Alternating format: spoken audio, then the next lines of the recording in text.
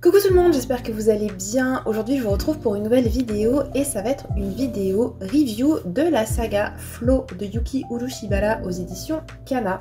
C'est une série qui est terminée en 3 tomes, donc une toute petite série qui est plutôt pour les jeunes adultes, je dirais. C'est pas vraiment classé dans les shonen, mais je dirais plutôt que c'est les seinen.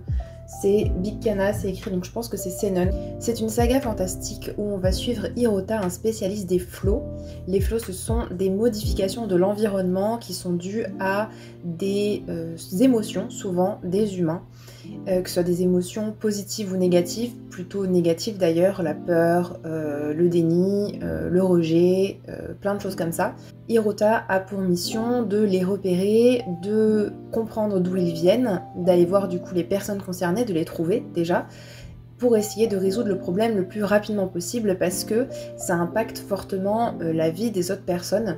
C'est-à-dire qu'il peut y avoir par exemple une rue à un moment qui va disparaître ou un appartement qui va carrément changer de place, qui va se retrouver dans un autre immeuble ou qui va se retrouver complètement à la campagne. Il va être accompagné de Shima, une jeune femme de 35 ans mais qui a l'allure d'une enfant de 12 ans. Elle a été victime d'un flot qui fait qu'elle s'est retrouvée dans son corps de petite fille de 12 ans. Dans cette histoire, il est aussi question d'un chat qui s'appelle Sancho, c'est ça, Chacho, qui est un spécialiste des flots et qui en fait va se frotter contre les gens qui sont à l'origine des flots. En fait, je pensais vraiment qu'on allait être sur une petite saga avec un fil rouge tout au long du livre, avec un flot qu'on devrait résoudre, sauf qu'en fait pas du tout. C'est une histoire où on va suivre chaque chapitre un flot différent. Et donc on a ce problème de flow et il est résolu à la fin du chapitre. Donc pour moi ça a été un petit peu une déception parce que je m'attendais pas à ça et en fait j'ai plus eu un caméo de différents personnages, de différentes situations sans qu'il y ait vraiment d'attachement aux personnages. Même Hirota et Shima qu'on suit tout du long, finalement Shima on n'arrive pas trop à comprendre pourquoi elle est dans ce corps de 12 ans. Il y a un chapitre qui lui est dédié en fait ça ne nous explique pas forcément pourquoi elle est dans ce corps de 12 ans, quelle est en fait sa volonté profonde, parce qu'on se rend compte que souvent les flots sont dus à des volontés de certaines personnes, à des projections, des rêves et des choses qui les empêchent finalement d'avancer dans leur vie de tous les jours.